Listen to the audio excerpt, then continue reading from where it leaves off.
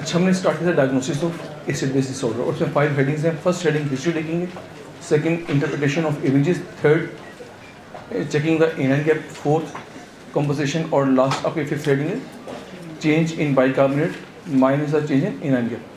इसमें 3 हेडिंग्स आप मास्टर कर चुके हैं, 2 हेडिंग्स आपकी बाकी। इस पर जो फर्स्ट जो मास्टर अपने ने की हेडिंग उसका नाम है इंटरप्रिटेशन ऑफ एविजेस।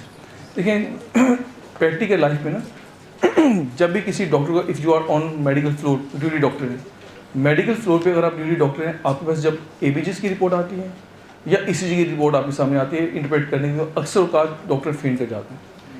देखिए ये ओवर एक्सजेशन थोड़ी मैंने कर दी, फेंटिंग से बाद थोड़ा घबरा जाते हैं कि यार एविजेस की रिपोर्ट कैसे इंटरप्रेट करेंगे या इसमें ईसीजी कैसे इंटरप्रेट करेंगे। तो उसमें मैं एक प्रिंसिपल बताता हूँ, जब कभी ईसीजी की रिपोर्ट आपके सामने आए या एविजेस की रिपोर्ट आपके सामने, तो पकड़ते के साथ ही आपने पहला काम अल्लाह का शुक्र अदा करना है कि आपको किसी ने इस काबिल समझा है कि आपके पास ईसीजी या एविजेस भेजी है कि आप इसको इंटरप्रेट करके इसका रिजल्ट दे दें। पहला काम अल्लाह का शुक्र अदा करना है। और जो उससे आपको एंग्जाइटी हो रही होगी, अक्सर आप लोग समझते हैं यार ज़मीन यहाँ से खड़े हम यहाँ से गायब, हमें रिपोर्ट इंटरप्रेट ना करनी पड़े। ऐसे में जो आपकी हालत होती है उस टाइम उस आपने जो एंग्जाइटी हो रही है उसको कम करने के लिए आपने 2 काम करने हैं। एक, आप आराम से रिलैक्स होकर बैठ जाएँ। दूसरा आपने काम करना है, एक गिलास पानी 3 घूंट में उसको पीना आपने। ये 2 काम करने से एंग्जाइटी कम हो जाती है। ठीक है, ईसीजी में मैं इसके बाद एक स्टेप और बताता हूँ, जब ईसीजी पढ़ेंगे वहाँ बात करूँ। लेकिन जब एविजेस आपके पास हो, पहला काम आपने अल्लाह का शुक्र अदा करना है। नंबर 2 आपने रिलैक्स होकर बैठ जाना है। नंबर 3 पानी 2 पीना आपने। और नंबर 4 क्या काम करना है आपने एविजेस की रिपोर्ट देखते के साथ ही आपने उस पर एरोस अप्लाई करने हैं आपने। 4th काम क्या करना है, जैसे एविजेस की रिपोर्ट आपके सामने आएगी उसमें आपने एरोस अप्लाई करने हैं। अब कैसे एरोस अप्लाई करने हैं, यहाँ पे मैं डायग्राम ड्रॉ करूँगा, आप जरा देख लीजिए। देखिए इसमें कुछ आप कॉलम ड्रॉ करेंगे। जो फर्स्ट कॉलम होगा इसमें ये पैरामीटर्स का कॉलम है। इसके बाद इसमें नॉर्मल वैल्यूज का कॉलम है। और इसके बाद आप 6 कॉलम्स और ड्रॉ कर लीजिए। 1 2 3 4 5 एंड 6, टोटल 8 कॉलम्स ड्रॉ कीजिए आप। देखिए इसमें फर्स्ट कॉलम में आप पैरामीटर्स देखेंगे। जब आप ब्लड सैंपल लेंगे, आरटी से ब्लड सैंपल लेंगे, लेबॉर्टरी में सेंड करेंगे। लेबॉर्टरी में जो मशीन है वो उसको एनालाइज करेगी, रिपोर्ट भेजेगी। उस रिपोर्ट को आप एविजी की रिपोर्ट कहेंगे आप। तो यहाँ पे हम एविजी की रिपोर्ट यहाँ पे मेंशन करेंगे, कौन से पैरामीटर देखेंगे आप। एविजी रिपोर्ट, अब एविजी रिपोर्ट में क्या कुछ होगा,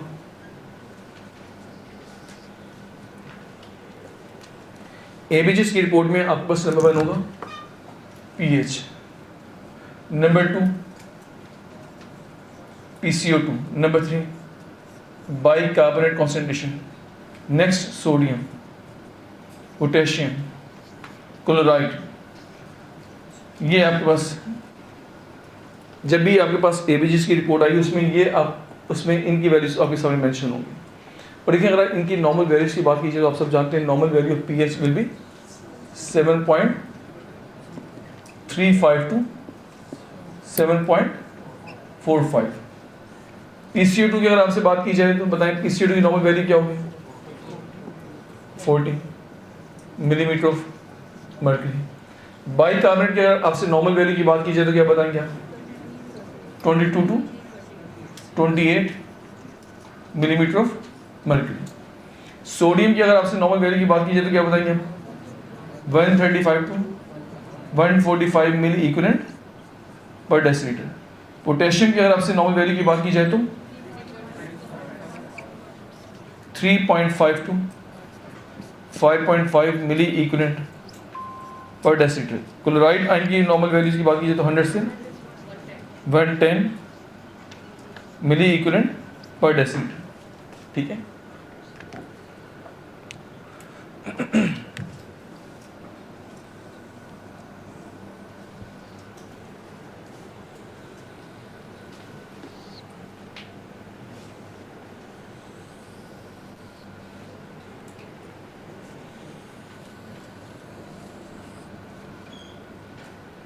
तो ये आपके पास डिफरेंट पैरामीटर्स हैं जो एवीजीज में आपके साथ डिस्कस होंगे।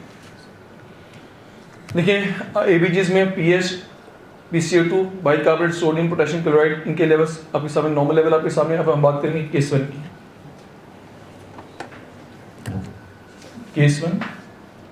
Case number 1, case number 2, case number 3, case number 4, case number 5 और केस नंबर 6।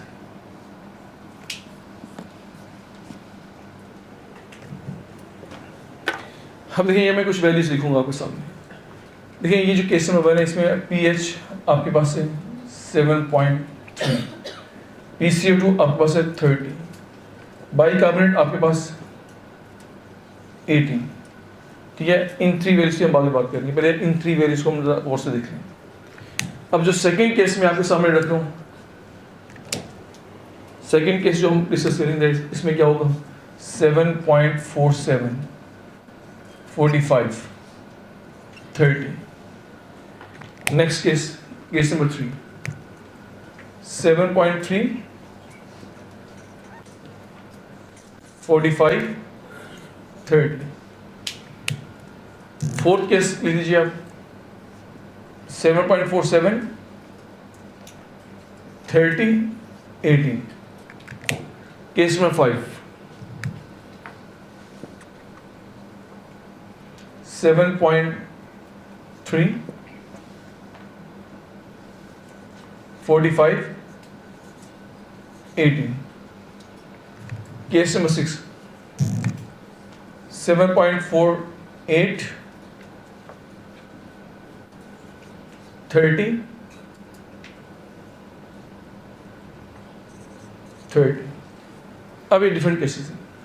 अब मुझे बताएं, अगर मैं आपसे कहूँगी एक पेशेंट की एवीजीएस की रिपोर्ट आपके सामने आई है और उसमें पीएच 7.3, PCO2 30, बाइकार्बोनेट 18, बस इसका क्या डायग्नोसिस बनेगा?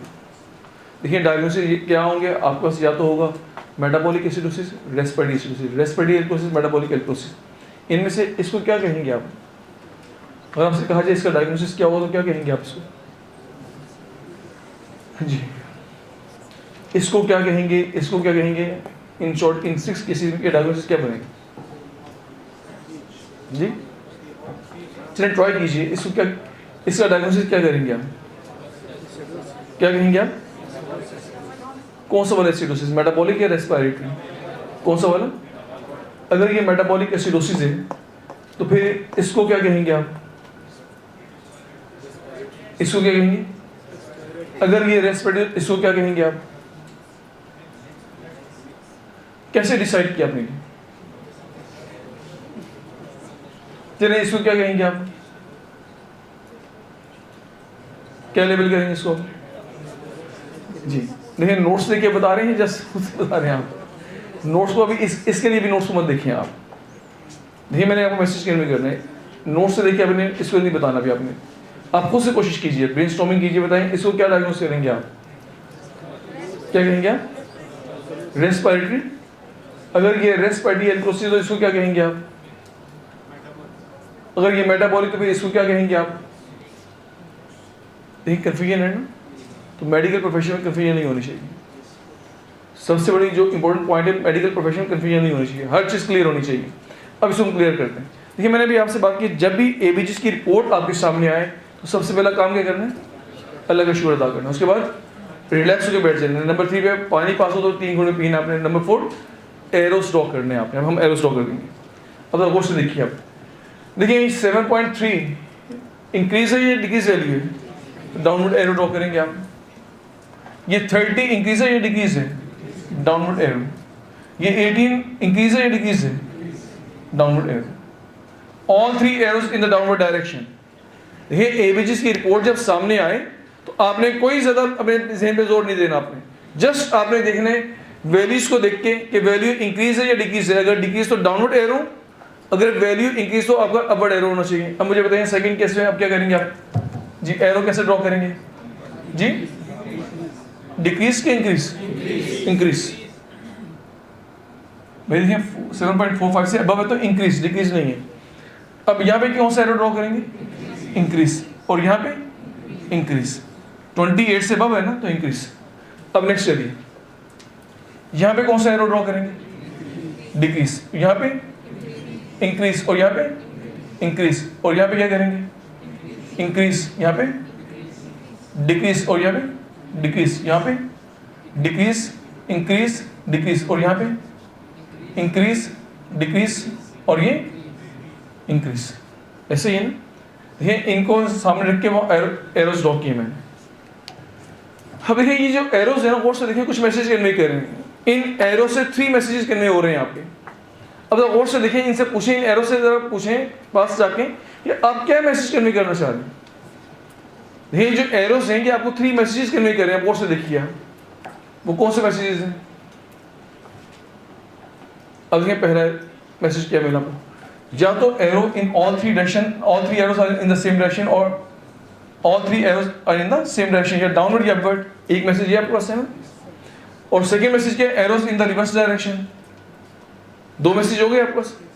देखिए जब आपने एरोस यहाँ ड्रॉ किए तो एरोस को ड्रॉ करने के बाद आपको 2 मैसेज आपके सामने क्लियर हो चुके हैं। या तो all 3 arrows will be in the same direction, और सेकंड मैसेज क्या है, arrows will be in the reverse direction, arrows in the reverse direction, है ना आपके पास सेकंड मैसेज। तो अब लिखिए मैसेज कन्वेड बाय एरोस। तो यहाँ पे हेडिंग दीजिए message by the arrows.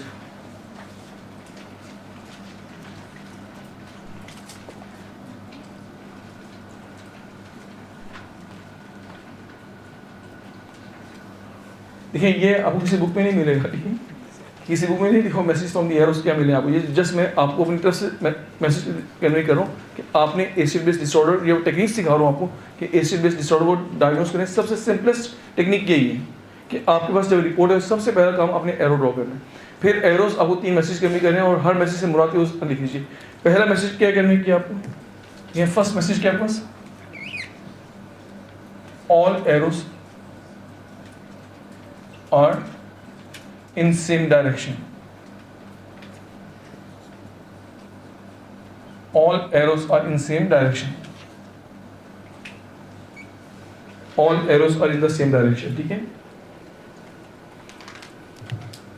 Second message क्या है, arrows are in reverse direction. Arrows are in reverse direction. Arrows are in reverse direction. All arrows are in the same direction और arrows are in the reverse direction. देखिए अगर तमाम arrows same direction में, इससे मुराद क्या है। If all arrows are in the same direction से मुराद क्या होगा, metabolic problem।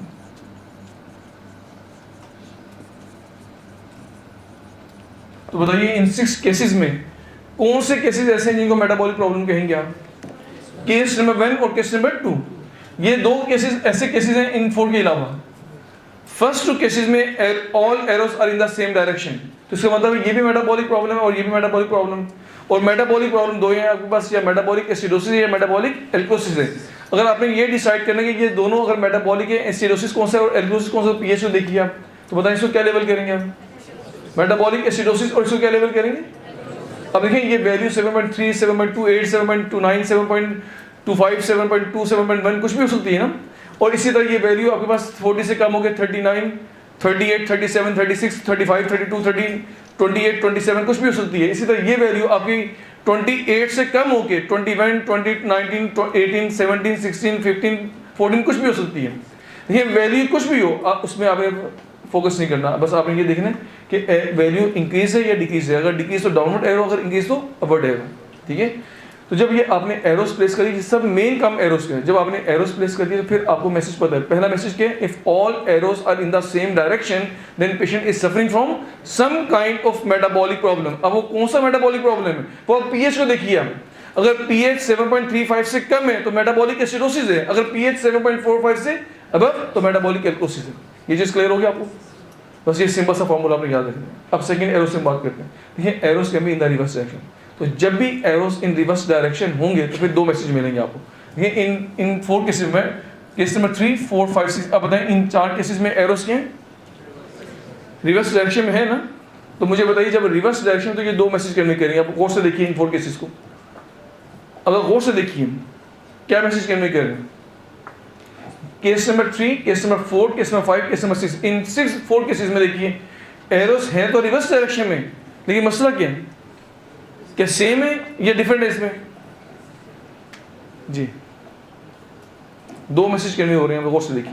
देखिए जो केस नंबर 3 और 4 है ना, इसमें एक चीज गौर से देखें, जिस डायरेक्शन में partial pressure of carbon dioxide उसी डायरेक्शन में बाइकार्बोनेट, जिस डायरेक्शन में partial pressure of carbon dioxide उसी डायरेक्शन में बाइकार्बोनेट, देखा आपने। और वहां पे क्या है, दोनों रिवर्स, तो डिफरेंट मैसेज कन्वे कर रहे हैं ना, ठीक है। लेकिन जब भी एरोस इन रिवर्स डायरेक्शन होंगे ना, तो फिर फौरन देखने के इन दोनों के एरोस कहाँ पे हैं। इन दोनों के एरोस या तो सेम डायरेक्शन में होंगे या तो इन दोनों के एरोस रिवर्स डायरेक्शन में होंगे। तो लिखिए if arrows are in the reverse direction, फिर दो आपके पास ऑप्शन हैं। If arrows of PCO2 and bicarbonate will be in the same direction, will be in same direction, इससे मुराद क्या है। सेकेंड, if arrows of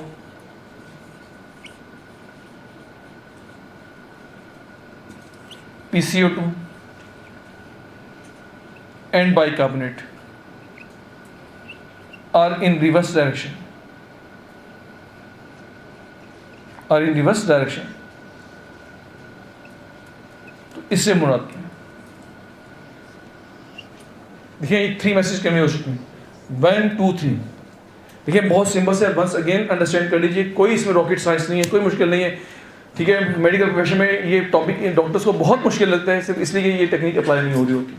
अगर ये सिंपल सी टेक्निक अप्लाई कर दें तो इंतहाई आसान टॉपिक है आपके सामने। देखिए जब भी एबीजीज की रिपोर्ट आपके सामने आएगी तो सबसे पहला काम क्या करना है आपने, वो जो आपने स्टेप बोली थी, उसके बाद नेक्स्ट काम क्या करना है, एरोस प्लेस करने हैं आपने। अगर किसी की भी वैल्यू नॉर्मल वैल्यू से कम तो डाउनवर्ड, अगर वैल्यू अबव तो अपवर्ड एरो ड्रॉ करेंगे। जब ये आप एरो ड्रॉ कर लेंगे फिर ये 3 मैसेज को अपने जेहन में लेके आइए। फिर आप देखें या तो all arrows will be in the same direction और arrows will be in the reverse direction. जब भी इन तीनों पैरामीटर्स के एरो सेम डायरेक्शन में, तो आपके जेहन में क्या आएगा, मेटाबॉलिक प्रॉब्लम। अब या तो मेटाबॉलिक एसिडोसिस है या मेटाबॉलिक एल्कलोसिस, कैसे मालूम होगा, पीएच को देख के पता चलेगा आपको। अगर पीएच एसिडोटिक तो बताएंगे मेटाबॉलिक एसिडोसिस, पीएच एल्कलोटिक तो आप कहेंगे मेटाबॉलिक एल्कलोसिस। ये मसला हल हो गया ना। अब इन 4 केसेस की बात करें, जब आपके एरोस रिवर्स डायरेक्शन में, फिर 2 आपके पास ऑप्शन आएंगे। आपने इन 2 को देखना है, आपने किसको, PCO2 और बाइकार्बोनेट। पीएच को एक साइड पे कर दिया फिलहाल, किसको देखना है आपने, PCO2 और बाइकार्बोनेट के एरोस को देखना है। तो देखिए इन 2 केसेस में क्या है, इन 2 केसेस में PCO2 और बाइकार्बोनेट के एरोस सेम डायरेक्शन में है।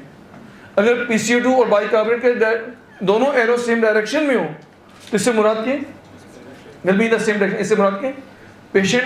देखिए पहला, arrows are in the reverse direction, arrows reverse direction में है, लेकिन PCO2 और बाइकार्बोनेट का एरोस सेम डायरेक्शन में, तो ये इन दोनों के एरोस किसके रिवर्स है, पीएच के रिवर्स है।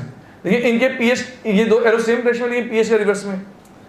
देखिए ये रिवर्स में है ना, और जब ये रिवर्स में तो दोनों सेम डायरेक्शन में। तो अगर जब भी ऐसा हो कि एरोस रिवर्स हो लेकिन इन 2 के एरोस सेम डायरेक्शन में हो, इसको रेस्पिरेटरी प्रॉब्लम कहेंगे आप। तो बताइए इसको क्या कहेंगे आप, रेस्पिरेटरी प्रॉब्लम, रेस्पिरेटरी प्रॉब्लम।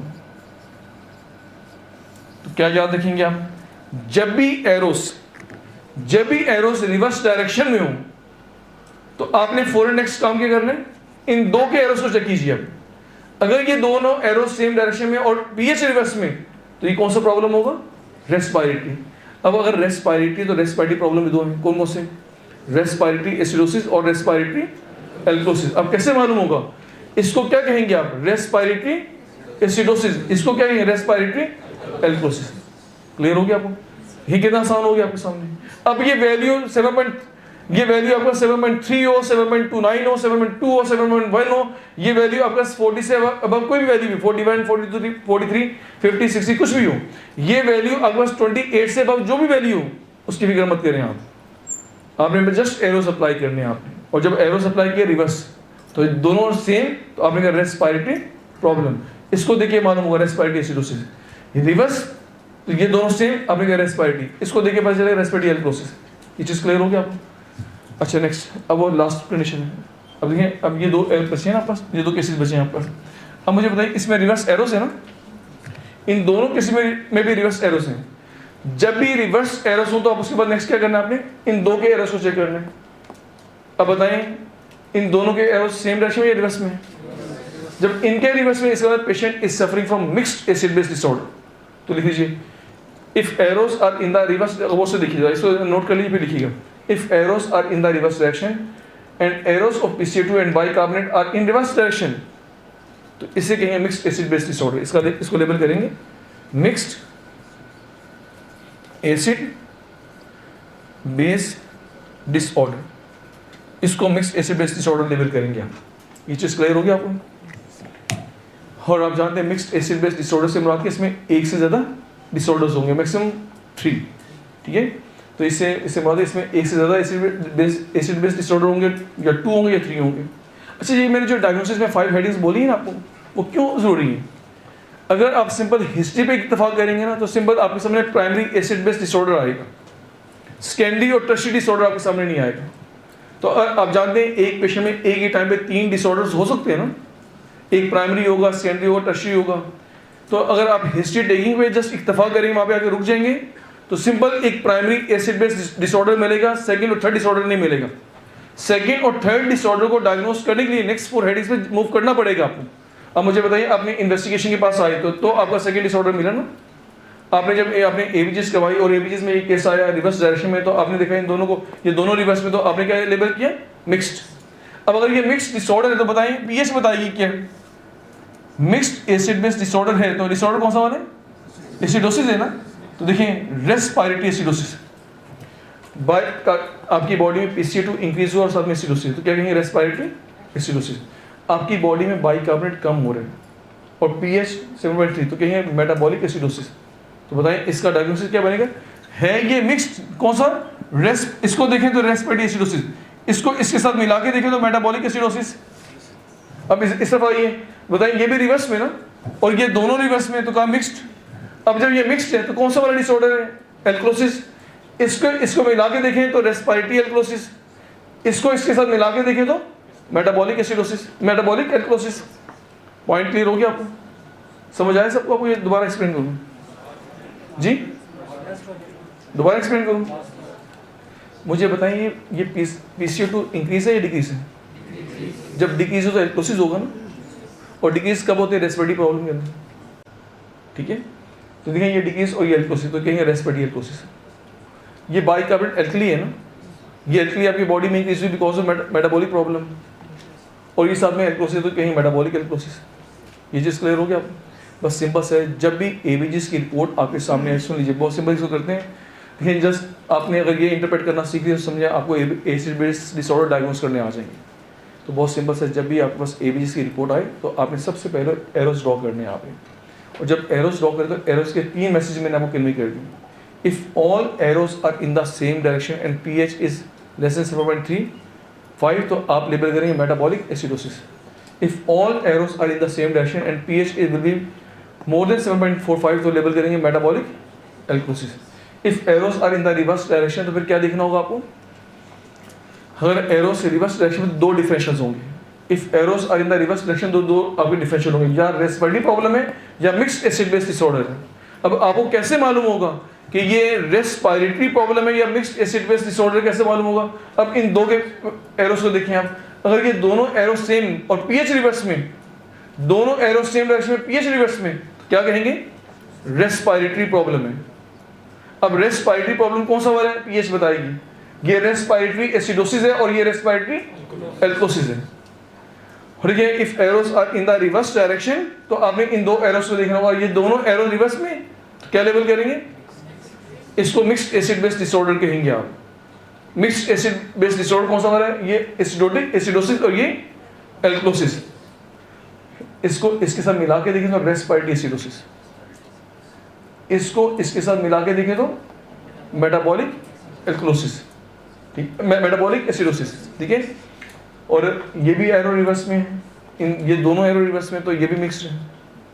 इसको देखें तो एल्कोसिस, कौन सा वाला एल्कोसिस? रेस्पिरेटरी एल्कोसिस। इसको इसके साथ मिला के देखें तो मेटाबॉलिक एल्कोसिस। क्लियर हो गया आपको? ठीक है। अब देखिए डायग्नोसिस में आपने कितनी हेडिंग्स मास्टर कर ली?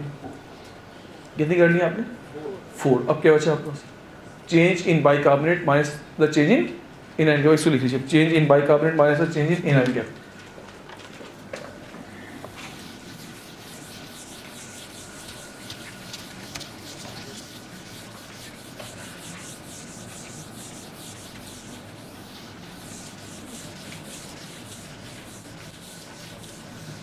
Change in bicarbonate minus the change in anion gap.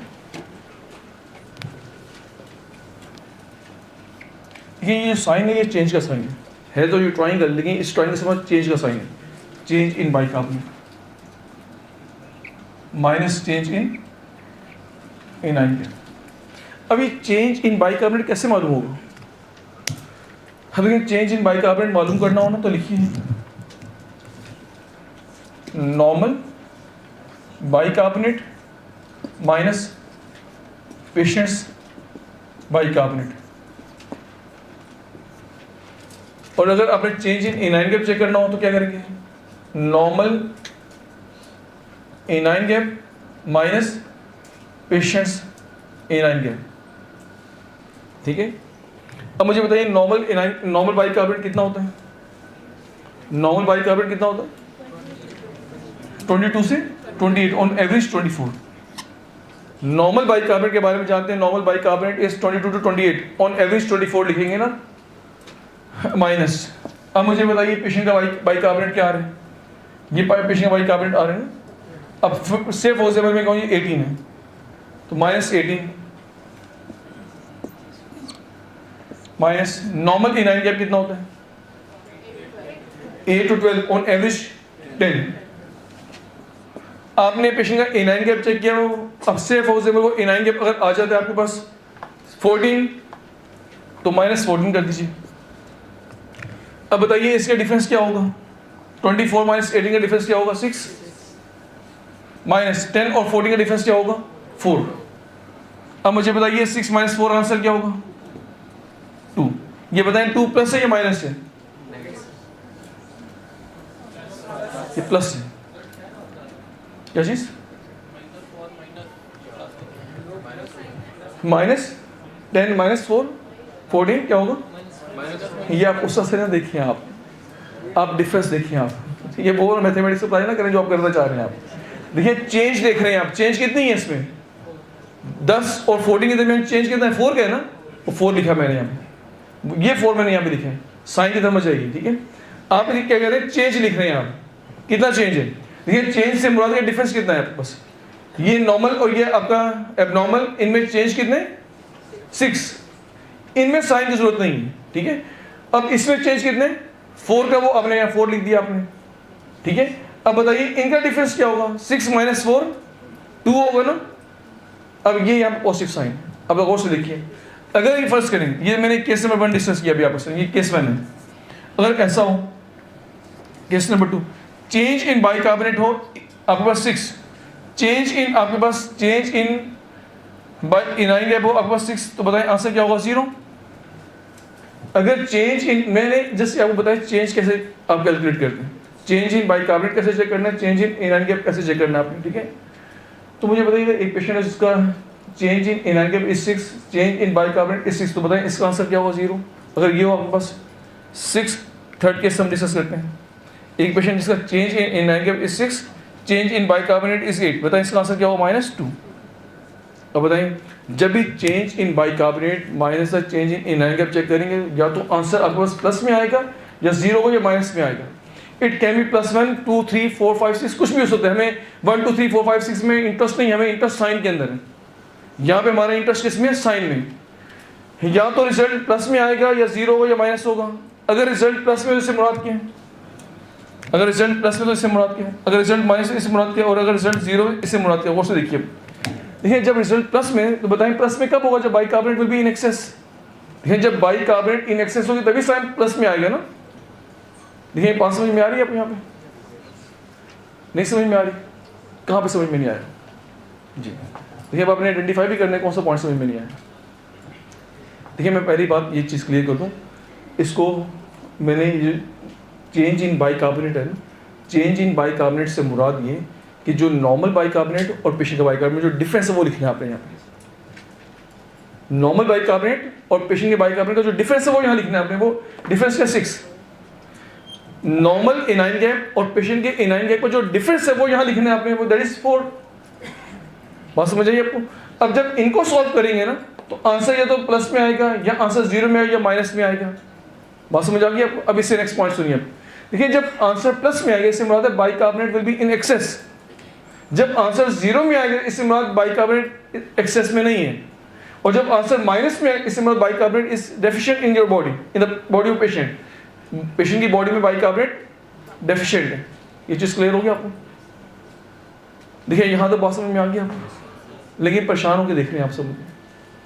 वो चले मैं इस चीज़ को तो इरेज करूँ, फिर आपकी मुश्किल आसान हो जाएगी। चलिए अब देखिए आप, वो आप साइन के चक्कर में मुझे लगता है पढ़े में आप।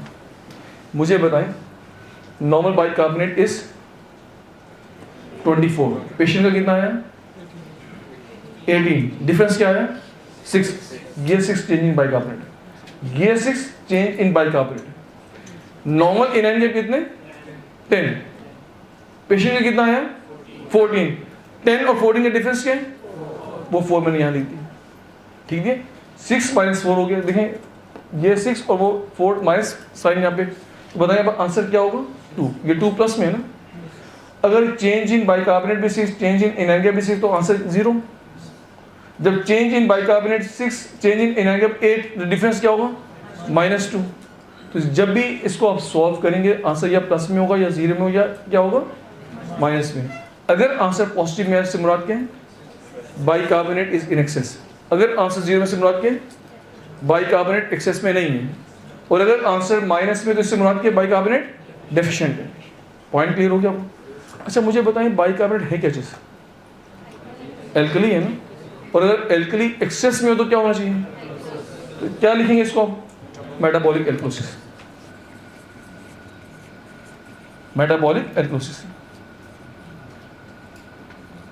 ठीक है। तो जब भी चेंज इन बाइकार्बोनेट माइनस या चेंज इन एनाइन के प्लस में हो तो ये मेटाबॉलिक एल्कलोसिस है, यानी कि एल्कली इन एक्सेस है ना, और जब भी एल्कली इन एक्सेस हो तो एल्कलोसिस, और एल्कलोसिस भी कौन सा हुआ ना मेटाबॉलिक, ठीक है। अब मुझे बताइए जब ये आंसर 0 में हो तो इसका मतलब है no other acid base disorder, इससे मतलब क्या नो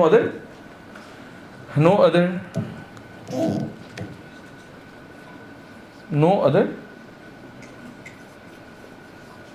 एसिड बेस डिसऑर्डर, कोई और एसिड बेस डिसऑर्डर नहीं, ठीक है। और अगर आंसर माइनस में हो तो इससे मुराद क्या है एल्कली विल बी डेफिशिएंट, और जब एल्कली डेफिशिएंट हो तो क्या होगा एसिडोसिस, और आप जानते हैं ये कौन सा वाला एसिडोसिस होगा नॉन एनाइन या मेटाबॉलिक एसिडोसिस। ये चीज़ें कैलकुलेट साइंटिस्ट ने की हुई हैं, तो साइंटिस्ट ने चीज़ें कैलकुलेट की हैं। अगर ये आंसर माइनस में आए तो इससे मुराद क्या नॉन एनाइन या मेटाबॉलिक एसिडोसिस, तो लिख लीजिए नॉन एनाइन गैप, इससे मुराद non anion gap metabolic acidosis. अच्छा काफ़ी लोगों के चेहरे से लग रहे हैं कि बस हो गई जी, यहाँ तक समझ में आ गया आपको? यहाँ पे टॉपिक खत्म हो गया। अब मैं एक एग्जांपल आपके सामने रखूँगा, इन तमाम से उसको फॉलो करें तो आपके चेहरे पे एक स्माइल आएगी आप। अब उसको भी इस तरफ जाना चाहिए ना। अब एक सिनेरियो लिखिए, ये है, ये पॉइंट सारा समझ में आ गया आपको, ठीक है, वो भी अंडरस्टैंड कर लिया। ऑल 5 हेडिंग्स कंप्लीट हो गई आपकी। अब इन 5 हेडिंग्स और प्रीवियस 6 हेडिंग्स का नॉलेज अपने जेहन में आपके पास है। अब इस नॉलेज की वजह से मैं एग्जाम्पल आपके सामने रखूँगा और उसको डायग्नोज कर, ठीक है। अब वो आप साथ साथ में लिख लीजिए।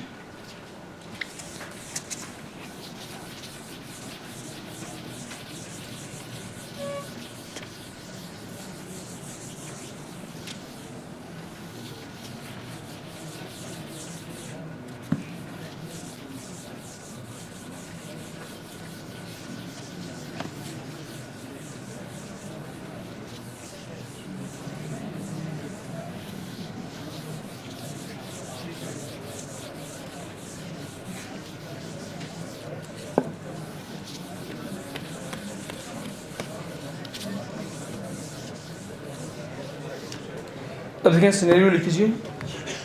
10 years old,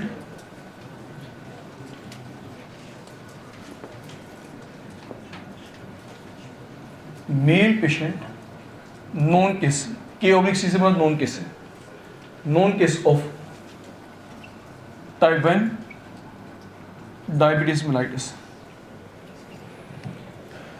देखिए ये हिस्ट्री लिख रहे हैं आप, क्योंकि एसिड बेस डिसऑर्डर को डायग्नोज करने में जो सबसे पहला स्टेप और इंपॉर्टेंट स्टेप कौन सा वाला है हिस्ट्री लिखनी। तो क्या हिस्ट्री क्या लिखनी?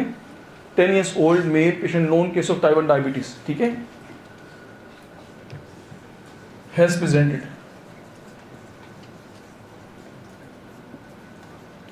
इन ER, आप जानते हैं ER से मुराद क्या है? In emergency room, has presented in ER, emergency room में present with the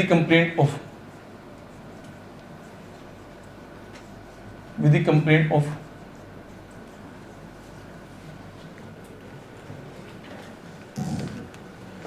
high grade fever,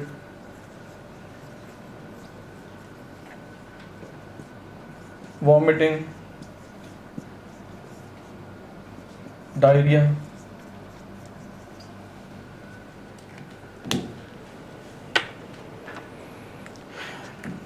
and shortness of breath,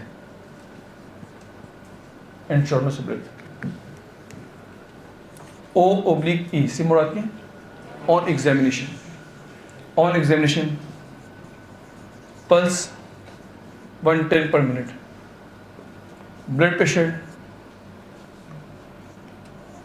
90/60 millimeter mercury, temperature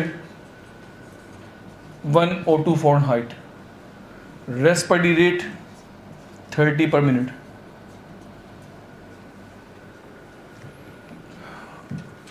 on investigation, OI से मतलब ऑन इन्वेस्टिगेशन, आपने इसमें लिखा blood sugar level almost 1000 milligram per decilitre, ABGs की report भी आपके पास है, ABGs की रिपोर्ट। अब ABGs में है क्या आपके पास?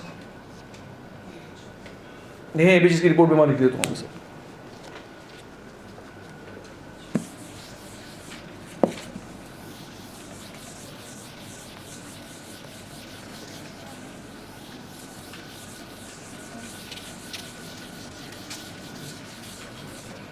जब आपने ABGs की रिपोर्ट की तो उसमें क्या मिला? अब देखें ABGs की रिपोर्ट में किस चीज़ की वैल्यू आपके पास आएगी? किस की वैल्यू आपके पास होगी ABGs की रिपोर्ट में? pH। अच्छा, ये जो इस पेशेंट का ब्लड सैंपल मैंने आपकी लेबोरेटरी में भेज दिया, मैंने आपकी लेबोरेटरी में मशीन है और आपकी मशीन बताएं क्या बता रही रिपोर्ट, जो आप कहेंगे वही लिखूंगा मैं, जो आपका दिल चाहेगा ना वो लिखवा दीजिए और बड़ा सेंसिबल लिखवाइएगा ज़रा, ठीक है जी। pH क्या लिखूँ मैं आपको? 7.2, चलिए जी 2 लिख दिया मैंने, लेकिन क्यों लिखवाया 2 आपने? वैसे दिल चाहा या किसी बेस पे कहा आपने? देखिए, जो इंटेलिजेंट लोग होते हैं उनके हर एक्शन में कोई लॉजिक होता है। अगर आप कोई भी परफॉर्म करें, कोई बात कह रहे हैं, कोई एक्शन परफॉर्म करें, एक काम करने के 100 तरीके, लेकिन आप एक ख़ास तरीके से काम करें तो कोई उसका लॉजिक होना चाहिए ना। और देखिए, लॉजिक भी जो भी आप कोई एक ऑप्शन ऑप्ट करते हैं वो प्रोस एंड कॉन्स की बेस पे करते हैं ना। तो जिसके हैं प्रोस ज़्यादा हो, कॉन्स कम हो, तो उसी को आप ऑप्ट करेंगे ना।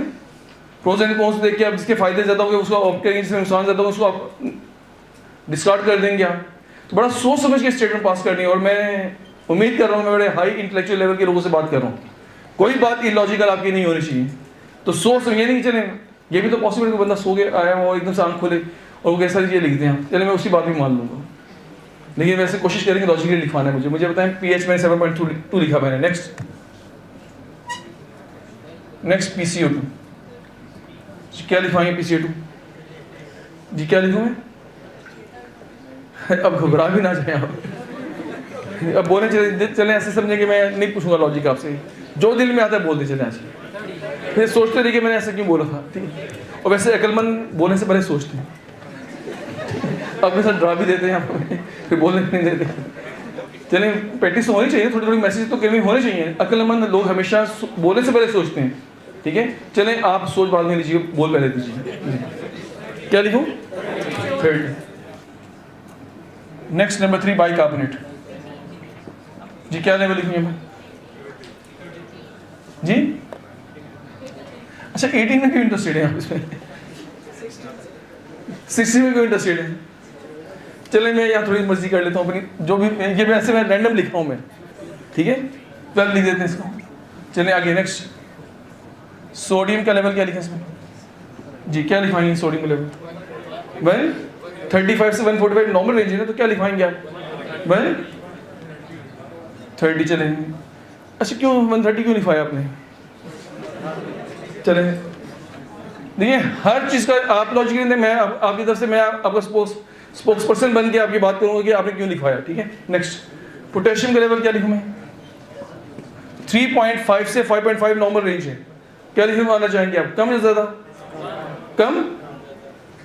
अच्छा, कोई कम कहे तो ज़्यादा किसी बात सुनूँ मैं? अच्छा, कम के हक में कौन है और ज़्यादा के हक में? चलिए जी, 6 लिख दिया मैंने, मिली इक्विवेलेंट। देखिए, दोनों की बात ठीक है, जो कम कह रहे हैं वो भी ठीक कह रहे हैं, जो ज़्यादा कह रहे हैं वो भी ठीक कह रहे हैं। आप सर ऐसी क्यों बात कर रहे हैं, आप पॉलिटिकल स्टेटमेंट क्यों दे रहे हैं, सबको खुश कर रहे हैं आप? अभी आप देख लेंगे बाद में जाके कि मैं ऐसी पॉलिटिकल स्टेटमेंट क्यों पास की, दोनों को खुश क्यों किया मैंने, अभी आप अंडरस्टैंड कर लेंगे। नेक्स्ट, क्लोराइड का लेवल क्या लिखें जी? 100 से 110 नॉर्मल रेंज है, क्या लिखें? ये आपकी मर्जी है, मैं लिखूँ जो कहेंगे आप जी। जी 1O5, चलिए 1O5 लिख दिया, मिली इक्विवेलेंट पर केजी। अच्छा, मैंने भी ये जितनी वैल्यूज लिखी हैं रेंडमली लिखी हैं। अब देखिए, ये पूरा केस आपके सामने आ चुके हैं, ये पूरा केस आपके सामने आ चुके हैं। अब मुझे बताइए, अगर आपसे कहा जाए इस केस में एसिड बेस डिसऑर्डर को डायग्नोज करें तो बताएं क्या करना होगा आपको? उन 5 हेडिंग्स को इन सीक्वेंस फॉलो करना होगा। बताएं पहली हेडिंग क्या थी? हिस्ट्री। अब बताएं इसमें हिस्ट्री है या नहीं है? अगर आप इसकी हिस्ट्री को देखें तो बताएं हिस्ट्री से क्या फायदा होगा? हिस्ट्री से आपको primary acid base disorder diagnose होगा। अब मुझे बताएं कि 10 years old type 1 diabetic patient है, आपके पास हाइपरवेंटिलेशन के साथ प्रेजेंट कर रहे हैं, शॉर्टनेस ऑफ ब्रेथ के साथ प्रेजेंट कर रहे हैं, हाई ग्रेड फीवर भी है, शॉर्टनेस ऑफ ब्रेथ भी है, ठीक है। तो मुझे बताइए क्या कहेंगे इसको आप? इसको क्या कहेंगे आप जी? डायबिटिक कीटोसिडोसिस सोचेंगे ना इसको आप? नहीं, diabetic ketoacidosis is an acute complication of type 1 diabetes. उसमें डायबिटीज में हाइपरग्लाइसीमिया भी होगा, हाइपरग्लाइसीमिया भी होगा, ये डायबिटिक है, और एसिडोसिस भी होगी। और देखिए 7.2 इज एसिडोसिस, डायबिटीज भी है और एसिडोसिस भी, और आप जानते हैं और डायबिटिक कीटोसिडोसिस में जो कीटोन बॉडीज बनेंगे, all ketone bodies are acidic in nature, है ना वो बस। तो बताएं डीके तो बनेगा ना। तो मुझे बताएं इसका प्राइमरी एसिड बेस डिसऑर्डर क्या होगा? क्या सोचेंगे आप सोचेंगे इस primary acid base disorder will be A9 के मेटाबॉलिक। तो देखिए इसमें नंबर 1 स्टेप 1, जब आपने हिस्ट्री की बेस पे क्या फैसला किया? This patient is suffering from primary acid base disorder that is anion gap metabolic acidosis due to DKA. यही लिखेंगे ना? क्या लिखेंगे? Anion gap metabolic acidosis due to diabetic ketoacidosis. ये आपने जो मैंने डायग्नोसिस के 5 स्टेप्स लिखवाए थे इन सीक्वेंस, उसमें पहला स्टेप था हिस्ट्री टेकिंग, उसकी बेस पे आपने ये कहा। तो मुझे बताएं, आप जानते हैं एक टाइम पे एक पेशेंट पे एक से ज़्यादा एसिड बेस डिसऑर्डर हो सकते हैं ना। तो हिस्ट्री की बेस पे तो सिर्फ एक डिसऑर्डर डायग्नोस होगा। तो अब आप देखना चाहते हैं कि इसी पेशेंट में सेकंड और थर्ड डिसऑर्डर है या नहीं, तो बाकी 4 स्टेप्स को फॉलो करना पड़ेगा। अब बताएं सेकंड स्टेप क्या आपके पास? इंटरप्रिटेशन ऑफ एबीजी है ना। अब मुझे बताइए, आप एबीजी की रिपोर्ट आपके सामने, तो क्या करेंगे आप? एबीजी की रिपोर्ट को इंटरप्रेट करें तो क्या करेंगे आप? एरोस ड्रॉ करेंगे आप, एरो ड्रॉ कीजिए। तो बताइए एरो डाउनवर्ड या अपवर्ड? डाउनवर्ड, डाउनवर्ड और डाउनवर्ड। तो बताइए क्या कहेंगे इसको? Metabolic acidosis. तो ये तो कंफर्म हो गया, इसको मेटाबॉलिक एसिडोसिस है। एमए से मेटाबॉलिक एसिडोसिस। जो हिस्ट्री पे सोच रहे थे कि इसको मेटाबॉलिक एसिडोसिस है, वो रिपोर्ट ने भी शो कर दिया। तो लिख लीजिए एबीजी की रिपोर्ट में क्या मिला आपको? Metabolic acidosis. तो एबीजी की रिपोर्ट में मालूम patient is suffering from metabolic acidosis. अब बताएं थर्ड स्टेप क्या होगा? थर्ड स्टेप में क्या था आपके पास? एनाइन गैप चेक करना था ना आपने, चेक एनाइन गैप। और एनाइन गैप का फॉर्मूला जानते हैं, sodium plus potassium minus chloride plus bicarbonate, ये फॉर्मूला था ना। अब इसमें वैल्यूज ऐड कीजिए आप। अब बताएं जब वैल्यूज में ऐड करें तो बताएं सोडियम के अगेंस्ट क्या लिखेंगे? 130 प्लस 6 माइनस 105 प्लस बाइकार्बोनेट 12।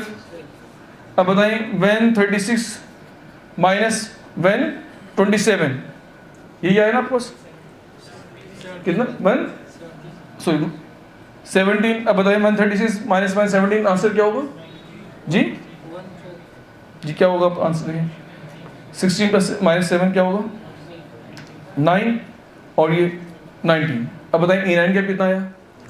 19। तो ये बताएं ये विद इन रेंज है या अबव रेंज है? अबव नॉर्मल रेंज है ना। तो बताएं जो आपने सोचा था एनाइन गैप मेटाबॉलिक एसिडोसिस, बताएं कंफर्म हो गया ना? मेटाबॉलिक एसिडोसिस यहाँ से कंफर्म हो गया, एनाइन गैप मोर देन 12 की वजह से ये कंफर्म हो गया, patient is suffering from A9 gap metabolic acidosis. Clear हो गया आपको? अब बताएं फोर्थ स्टेज क्या है आपके पास? देखिए मैं इसको इरेज करूँ, जब आपने थर्ड स्टेप पे आए तो मालूम है anion gap is more than 12, that is 19। तो इस specific patient is suffering from A9 gap metabolic acidosis, जो आपने हिस्ट्री पे नोट किया हुआ था, ठीक है। अब बताएं फोर्थ स्टेप क्या आपके पास? Check composition. तो फोर्थ स्टेप में आपने कॉम्पोजिशन चेक करनी है आपने, और मुझे बताइए कॉम्पोजिशन का फॉर्मूला क्या लिखा था? Winter's formula, PCO2 is equal to 1.5 into bicarbonate concentration, याद है आपको, +8 ±2। अब इसमें वैल्यूज आप ऐड कीजिए, और देखिए जब आप इसमें वैल्यूज आप ऐड करें तो क्या होगा? PCO2 क्या था आपके पास? 30, 1.5 इंटू 12 +8 ±2। तो वो बताएं 1.5 into 12 will be 18 +8 ±2, 18 + 8 will be 26 +2। अब देखिए इस 26 को 30 के इक्वल करने के लिए 2 ऐड करना होगा ना, तो बताइए 30 + 28। अब बताएं इसको क्या कहेंगे आप? इसको क्या कहेंगे? Incomplete composition. कि यानी कि पेशेंट को मेटाबॉलिक एसिडोसिस है, patient is suffering from metabolic acidosis, लेकिन इसके रेस्पिरेटरी सिस्टम ने भी इसको कंप्लीट कॉम्पनसेट नहीं किया।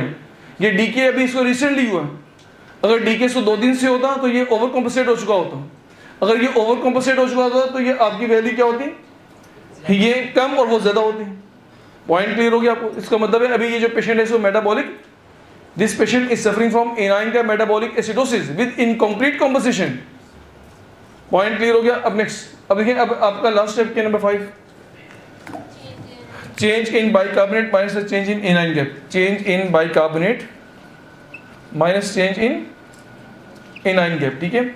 अब मुझे बताइए चेंज इन बाइकार्बोनेट कितना होगा? अब सोच के बताएं इस पेशेंट में चेंज इन बाइकार्बोनेट क्या है? 24 - 12, कितना चेंज है? 12 का, माइनस नॉर्मल एनाइन गैप कितना होता है? 10, और इसका कितने? 19, चेंज कितने? 9। तो बताइए 12 - 9 आंसर क्या होगा? 3। साइन क्या लिखेंगे? +3। और मुझे बताइए जब +3 आ गया तो इसमें इसकी बॉडी में किसकी एक्सेस है? बाइकार्बोनेट की। और जब बाइकार्बोनेट की एक्सेस हो तो क्या कहेंगे आप? क्या कहेंगे? कौन सा एल्कोसिस? मेटाबॉलिक एल्कोसिस। देखिए मेटाबॉलिक एल्कोसिस, मेटाबॉलिक एल्कोसिस। तो मुझे बताइए एक डिसऑर्डर था एनाइन का metabolic acidosis, this patient is suffering from mixed acid base disorder. और अगर इसमें मिक्स्ड एसिड बेस डिसऑर्डर है तो बताइए कौन से 2 डिसऑर्डर्स हैं? एक प्राइमरी और दूसरा सेकेंडरी। बताएं प्राइमरी कौन सा वाला है? एनाइन का मेटाबॉलिक एसिडोसिस, और दूसरा कौन सा वाला है? मेटाबॉलिक एल्कोसिस। अब मुझे बताइए इस पेशेंट में एनाइन का मेटाबॉलिक एसिडोसिस तो समझ में आता है, इस पेशेंट को मेटाबॉलिक एल्कोसिस क्यों हो गया? इसकी क्या लॉजिक है? अब और से देखिए, देखिए इसमें हिस्ट्री है किस चीज़ की हिस्ट्री है? वॉमिटिंग की है, ये है ना हिस्ट्री। अब बताएं वॉमिटिंग में बॉडी से क्या निकलता है? एसिड, और जब एक्स्ट्रा एसिड निकल जाएगा तो क्या होगा? मेटाबॉलिक एल्कोसिस। तो अब समझ में आया आपको? तो जब भी एक पेशेंट में आपने एक से ज़्यादा डिसऑर्डर डायग्नोस करने हो तो ये 5 स्टेप्स को फॉलो करेंगे तो एक से ज़्यादा डिसऑर्डर आपके सामने आएंगे। अदरवाइज क्या होगा? आप एक डिसऑर्डर को लेके बैठे रहेंगे आप। ये चीज़ क्लियर होगी आपको? तो जब भी आपने एक ही पेशेंट में एक से ज़्यादा एसिड बेस्ड डिसऑर्डर को डायग्नोस करना हो तो इन 5 स्टेप्स को इन सीक्वेंस फॉलो करना होगा। पहले हिस्ट्री टेकिंग होगी, फिर एवीजीज की रिपोर्ट को आप इंटरप्रेट करेंगे, फिर एनाइन गैप कैलकुलेट करेंगे, फिर कंपोजिशन चेक करेंगे, और at the end change in bicarbonate minus the change in anion gap check करेंगे। फिर आपको अंदाजा होगा इसमें एक डिसऑर्डर है, 2 है या 3 है। ये चीज़ क्लियर होगी? आप गौर से देखिए, अगर यहाँ पे ये आपके पास होता 26 तो क्या कहते हैं आप? क्या कहते हैं? अगर 26 होता तो ओवर कॉम्पोजिशन, और आप जानते हैं ओवर कॉम्पोजिशन में रिजल्ट्स इनटू रेस्पिरेटरी एल्कोसिस। तो फिर 3 डिसऑर्डर हो जाते हैं ना, when 2 और 3 मेटाबॉलिक एसिडोसिस भी है, रेस्पिरेटरी एल्कोसिस भी है, और मेटाबॉलिक एल्कोसिस भी। तो अब बात समझ में आई आपको कि इसको एनाइन के मेटाबॉलिक एसिडोसिस किस वजह से? डीके की वजह से। इसको मेटाबॉलिक एल्कोसिस किस वजह से? वॉमिटिंग की वजह से। ये चीज़ क्लियर होगी आपको? आप सबको किडनी बहुत बहुत मुबारक। आज किडनी के रास्ते आई होप कि किडनी को खूब इंजॉय किया होगा आपने जी। किडनी में कोई ऐसी बात जो समझ में ना आई हो तो इसको कोशिश कीजिए। किडनी एक डिफ़िकल्ट टॉपिक है आपकी मेडिसिन का, तो इसको अगर आप साथ साथ मेमोराइज कर लें तो इसको बहुत बेहतर होगा। तो ये खास तौर पर जो टॉपिक है, अक्सर औकात मेडिकल प्रोफेशन के अंदर जो एसिड बेस डिसऑर्डर को डायग्नोज करना, इसको पढ़ाना, इसको समझाना बहुत अक्सर औकात लोग मुश्किल समझते हैं। तो मैंने इन सीक्वेंस हर चीज़ प्रॉपर ऑर्गेनाइज में आपके सामने रख दी और कोशिश करें इसको प्रॉपर्ली अंडरस्टैंड करें और ब्रेक कर लीजिए। इसके बाद इंशाल्लाह लोडली में नेटवर्क का लेक्चर होगा। Thank you so much.